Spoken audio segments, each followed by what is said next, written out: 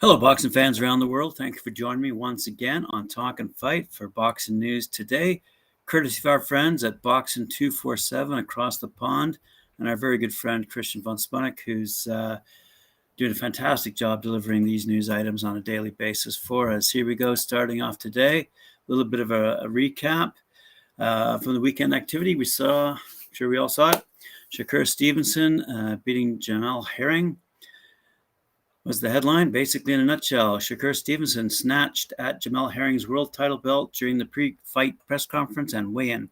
After Saturday's virtuoso performance at State Farm Arena in Atlanta, Stevenson added some flashy hardware to his collection. Stevenson toppled Herring via 10th round TKO to win the WBO junior lightweight world title and become a two-weight world champion at 24 years of age. Bruised and cut, referee Mark Nelson stopped the fight with Stevenson pitching a shutout on 2 of 3 cards. Quote, "Around the 5th round, I was landing everything, and then he started trying to come on," Stevenson said. "I smelled blood. I saw he was bleeding. I was like, okay, I have to attack the cut. I was trying to touch the cut to make the doctor try and stop it," said top-ranked chairman Bob Arum. A sensational performance from Shakur Stevenson, who showed why so many think he's the future pound-for-pound king. Jamel Herring displayed the heart of a champion, but he was in there with an incredible fighter tonight. Herring, who's 23-3 with 11 knockouts, has made a career of upsetting the odds, bouncing back from a pair of lightweight defeats to become a world champion. He defended his title 3 times and had designs on derailing a potential pound-for-pound superstar. Stevenson, by the way, is now 17-0 with 9 knockouts and hailing from Newark, New Jersey. Has been destined for stardom since capturing a silver medal at the 2016 Rio Olympics. Congratulations to Shakur Stevenson. In other fight news, on the weekend, Oscar Rivas went toe-to-toe against Ryan Rozicki. Colombian adopted by Canada, Oscar Kaboom Rivas won a unanimous decision to lift aloft the World Boxing Council new Bridgerweight crown, but he was made to fight every inch of the way to achieve it by intrepid, oh-so-brave Nova Scotian Ryan Bruiser Rozicki in a power-punching, fabulous contest at the plushly restored Olympia Theatre in Montreal. Both did the new division proud and have established a glorious legacy to follow, christening boxing's 18-division vintage champagne style with an effervescent thriller which will be long remembered. After Bryant Jennings wasn't able to compete due to strictures of quarantine, Ryan took the fight on barely 3 weeks' notice, but he was no stand-in. Nor was he there to make up for numbers. Ambitious and hungry, he fought his heart out all the way against the bigger, harder-hitting, and more powerful man, accrediting himself splendidly. He may have lost his undefeated record, but by Jove, he's gained new fans and glistening heaps of respect. At the official weigh-in, in a taller, leaner Ryan registered 203 pounds, while the shorter but stockier, broader back Oscar was 222 pounds, just 2 pounds within the 224-pound limit. And as the fight wore on, the extra poundage proved a distinct advantage for him. Until now, Ryan, who's 13-1 with 13 knockouts, had fought only 43 rounds and never gone past the 6th round. While the more experienced Oscar, now 28-1 with 19 knockouts, had fought 122 rounds and knows what it's like to go the full distance. Great fight indeed over in Montreal. Duane Beeman versus Jose Ferran. Results are in. From the Sugar Baby Rojas Combat Coliseum in Colombia, Duane Beeman won the WBA FIDE Caribe Super Flyweight title via unanimous decision over Jose Farfan last Friday at the Barranquilla in Colombia. The American had months of preparation in Colombia to conquer that belt, and he achieved it after getting the judges to score 88-83, 88-83, and 88-83 in a 9-round bout. It was not an easy fight for the 36-year-old veteran because Farfan showed great desire and stood up to him. Beeman tried to take the upper hand throughout, but the Venezuelan dodged well and tried to counterattack to generate some very good exchanges that got the crowd out of their seats. However, the rounds went by. Beeman looked more in control of the situation. The Venezuelan physical condition was decreasing, which the American took advantage of to hit hard and push his opponent back in the final rounds. In the end, he got a victory in the disputed fight in which he did his best. His record stood at 21 wins, 4 setbacks, 2 draws, and 15 knockouts, while Ferran dropped to 10 wins, 2 losses, and 8 knockouts. Elsewhere around the world, in women's boxing, we see that Jessica Bopp retained her WBA world title against Johanna Juniga. Jessica Bopp showed her dominance last Friday night against the Venezuelan Johanna Juniga and retained her World Boxing Association super light flyweight belt with a technical knockout in 4 rounds during the fight held at the Sugar Baby Rojas Combat Coliseum in Barranquilla, Colombia. The Argentinian showed her aggressive style in her return to the division after having fought a bantamweight non-title bout a month ago. It was an important for Tutti, such a resounding victory after a long time without defending her crown due to the pandemic pause. In the first round, the champion had to adjust to the challenger's style. Bopp came out with a lot of momentum and gave a rival dodging well and hitting in counterattack, so she could not do her usual boxing. However, it was not difficult for the Argentinian to correct details, and from the second round, she was able to decipher Zuniga and began to put good punches to knock her down at the end of that round. Bopp also dominated the third round until the fourth round when she knocked down the Venezuelan again, and the referee decided to stop the fight. Bopp won her 37th fight of her career while she has 2 defeats and 17 knockouts. Zuniga lost her undefeated record and now has 16 wins, 1 loss, and 9 knockouts. Good stuff. Over in Dubai, on the weekend, we saw Rolly Lambert Fugum versus John Napari. And here's the result.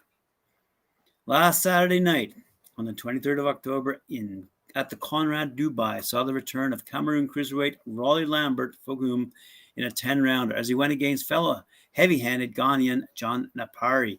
The bout was Fugum's first defense of the WBO Africa title he won in June by knockout against Pascal Ndumba. Fugum had a serious test in Napari, who, as expected throughout the bout, landed hard punches and came to win in a determined bid for the WBO regional belt. It was not to be. Fugum weathered any advances from Napari, effectively using the jab and controlling the distance, landing his own power shots until the Napari corner pulled out their fighter in between rounds 6 and 7. Said boxer Fugum, looking to that fight, I fought the dude just as I expected. Even when he hit my guard, I could feel the impact of his blows. But I stuck to my game plan, staying calm, relaxed, jabbing, keeping away, or cutting off the ring. It was a beautiful moment. I felt great being in there for a while. I'm satisfied with the outcome, wishing my open well for his future, and personally looking forward to bigger challenges. Good for him, and we look forward to seeing more of the Cameroonian and the Ghanaian fighters. They're great. Elsewhere, out in Doubletree Hotel in California, last night, and it wasn't last night, let's have a quick look here. No, on the 23rd, at the Doubletree Hotel in Ontario, California, Thompson Boxing Promotions hosted their New Blood event with fans in attendance, a first since the beginning of the pandemic outbreak. In the 8-round main event, lightweight slugger Miguel El Explosivo Maidunio, who's 26-0 with 24 knockouts, defeated Jose Luis Rodriguez, who's 25-15 with 1 draw, 13 knockouts, stopping him in the 5th round with a barrage of hooks to the head and body. This stoppage came after Maidunio dropped him earlier in the round with the same type of punch combo. The referee ended the fight at the 2-minute 46-second mark of round 5. I wanted to send a message to the rest of the lightweight division by stopping Rodriguez, said Maidunio. He's only been knocked out by a few guys, so it was very satisfying to get the victory by pounding him out there. I'm grateful for my promoter, Thompson Boxing, for keeping me busy throughout this pandemic. When my name is called to fight for a world title, I'll be more than ready. My time is coming. Elsewhere, we see that Jordan White and Jose Perez had a fight at the Live Casino Hotel in Maryland. That's Hanover, Maryland, USA. Jordan White stopped Joe Perez in round 6 of their scheduled 10-rounder for the junior lightweight. In a junior lightweight bout, that headlined a fantastic 8-bout card in front of almost 3,000 enthusiastic fans at the Live Casino Hotel in Maryland. The outstanding and evenly matched show was promoted by Jeter Promotions. That's Christian and Tony Jeter. The card marked the fourth consecutive high-quality event of 2021, promoted by Jeter Promotions, and its first back at the Live Casino Hotel, Maryland, since the pandemic. In round one, White dropped Perez with a right hand behind the ear. In round three, White dropped Perez twice. In round five, White landed a hard jab that was followed by a blistering right that sent Perez to the canvas. In round six, Perez suffered a cut above his right eye. Although Perez started steadying himself, the fight was halted in the sixth due to the cut. Good stuff, and good for the Jeter brothers. Elsewhere around the world, we see that the AIBA Men's World Boxing Championships have posted their results. Let's have a quick look here. The official draw of the AIBA Men's World Boxing Championships took part in Belgrade, Serbia. The event starts today, actually, with its grand opening ceremony at the Stark Arena. You can find all the details at by going to Boxing247's website. That's boxing247.com, and you'll find the headline: AIBA Men's World Boxing Championships official draw results. That looks to be a great championship of amateur fighters. On October 29th, 22-1, Giovannis Barraza to headline Down and Dirty in Melrose. Giovannis Barraza goes toe-to-toe against Jorge Martin Garcia at the Melrose Memorial Hall in Massachusetts on the 29th of October. The second installment of Down and Dirty, the only ongoing professional boxing series in New England, will be Friday night, October 29th at Melrose Memorial Hall in Melrose, Massachusetts. Down and Dirty, presented by Reyes Boxing, will be headlined by an 8-round main event between Giovannis Mike Barraza, who's 22-1 with 15 knockouts, and Jorge Tomatito Martin Garcia, who's 13-7-1 with 6 knockouts, for the vacant ABF Continental America's Super Welterweight Championship. And it's going to be an event that's streamed live and exclusive on pay-per-view, courtesy of throwdownsports.com. Looks like a new player in the game. Jamal James headlines against Rajda Butiev on August 30th in Las Vegas. Jamal James is going toe-to-toe against Rajda Butiev at the Michelob Ultra Arena at Mandalay Bay Resort and Casino in Las Vegas on the 30th of October this year. WBA welterweight champion Jabal Shango James will look to move one step closer to the very top of the welterweight division when he takes on unbeaten contender Rajab Butiev in a matchup that headlines action live on Showtime on October 30th in a Premier Boxing Champions event from Michelob Ultra Arena in Mandalay Bay Resort and Casino in Las Vegas. Tickets are available, yada, yada. Quote, a stacked lineup of top contenders and up-and-coming future champions will be on full display October 30th on Showtime in Las Vegas, said Tom Brown, president of TGB Promotions. Jamal James has battled his way to the highest levels of the welterweight division and will get one step closer to gathering elite status if he can overcome the unbeaten Butiev. The undercard bouts will also feature 2 rising stars as Jaron Ennis and Michael Rivera look to impress in tough matchups on a big stage. That looks to be a great fight. On Saturday, November 13th, Integrity Fighter Management, in association with Star Boxing, will host a sold-out night of professional boxing at the Cathedral Room in Pittsburgh, Pennsylvania. True to form of their previous shows, Integrity has put together another throwback card with well-matched fights. The last time the Oakland section of Pittsburgh had pro boxing was in 2003, when there was an HBO card featuring Paul Spadafora versus Leonardo Duran for the WBA and IBF lightweight titles. Integrity's 10-round main event will feature Pittsburgh 12-0 with 5 knockouts, Ole, the Ukrainian pit bull Duane, taking on Baltimore's 14-2-1 with 10 knockouts, Glenn Duzurn, for the WBA NABA Super Bantamweight belt. The winner of this fight will receive an automatic top 15 WBA ranking. Looks to be a good night. Elsewhere, Paul Kroll versus Mark Dawson Jr. in the Crossroads 2 event in Philadelphia on November 27th, to be held at the 2300 Arena. A can't miss welterweight showdown will headline RDR Promotions' big night of boxing on November 27th at the 2300 Arena in Philadelphia. Undefeated Philadelphia-based welterweight Paul Kroll and Mark Dawson Jr. will fight in an 8-round bout in what will be one of the most anticipated fights featuring Philadelphia fighters in a while. Kroll, who was a 2016 United States Olympic alternate, has a record of 8-0 with 6 knockouts. Kroll is a 3-year professional, has a win over highly regarded Shinard Bunch, 2-0, and is coming off a 10-round unanimous decision over Lucas Santamaria on October 3rd in Los Angeles. That was last year, 2020. Dawson's 9-0-1 with 3 knockouts. The 24-year-old Dawson's coming off his career best victory when he won an 8-round unanimous decision over Ivan Panzik, who's 13-0-1 on July 24th, also at the 2300 Arena. Artur Beterbiev versus Marcus Brown. That's going to be taking place in Montreal, Canada, along with Marie-Eve Dicaire versus Cynthia Lozano and Kim Clavel versus Yesenia Gomez. It's going to be a great bout happening this Friday, December 17th in Montreal, which was officially announced last week, by the way, to be taking place at the Bell Center in Montreal. The 3 world champion fights and 4 world belts will be contested there as part of this gala presented by Top Rank and Group Yvonne Michel.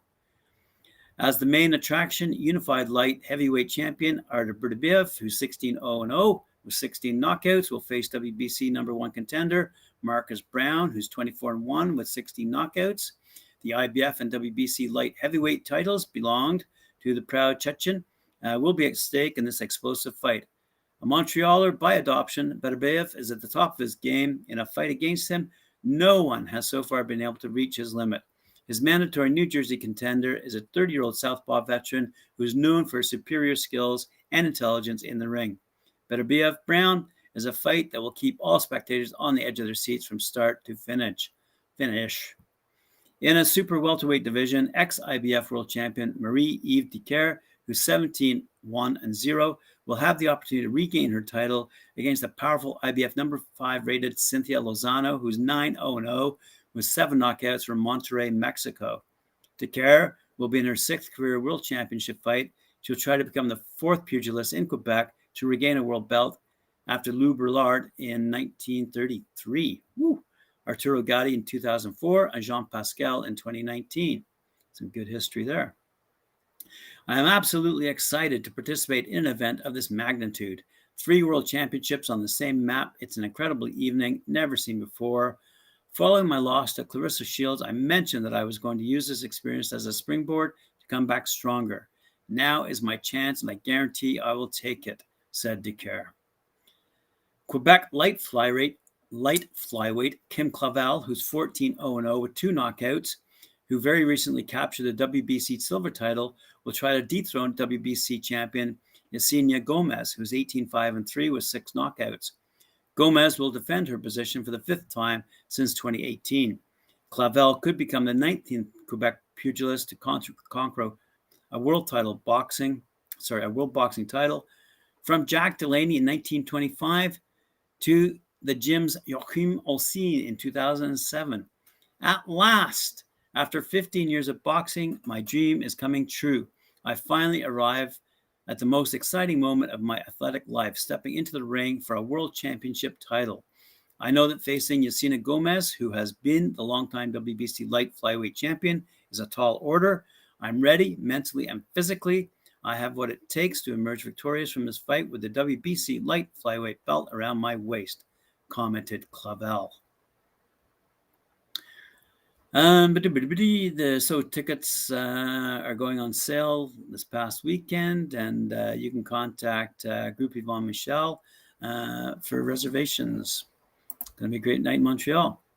Here's some news out of the Universal Boxing Organization and some additional information. Courtesy of our friends at boxing247.com. Universal Boxing Organization, related bits of information here.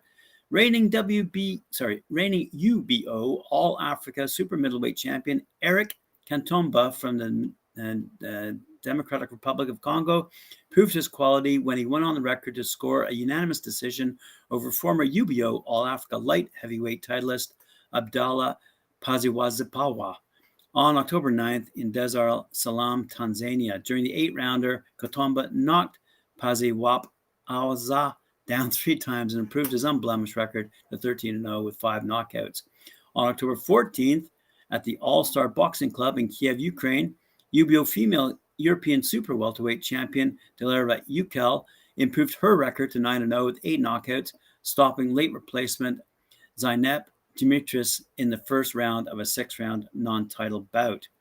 With none of her last 6 bouts going more than 3 rounds, the 18-year-old super talent from Turkey is clearly ready to face tougher opponents. I'll say. Since capturing the UBO Latino super flyweight title in August, Jose Zurdo Morales, who's 18-12-4 with 3 knockouts, has recorded 2 more wins as he continued to build his record. On September 10th in Colombia, he decisioned Luis de la Hoz over 8, and on October 15th, he did the same to Francisco Bonilla in Houston, Texas. Beating Bonilla was his 7th victory in 7 fights this year. Elsewhere, UBO World Super Featherweight Champion Giovanni King Gio Gonzalez stayed busy on October 17th in Tijuana, Mexico, stopping Salvador Nunez Guillen in the 3rd round of a scheduled 8-rounder. Stockton, California's Gonzalez, who won the UBO World title on July 2nd, also in Tijuana, improved his deceiving record to 12-6-1 with 10 knockouts. It can't be said too often. He is much better than the mediocre number suggests. Right, boxing fans, that's all the news there is today. Thank you for joining me once again. Hope you liked it. Hope you shared and subscribe to our channel. And remember to hit that notifications bell for me. Goodbye, and we'll see you tomorrow.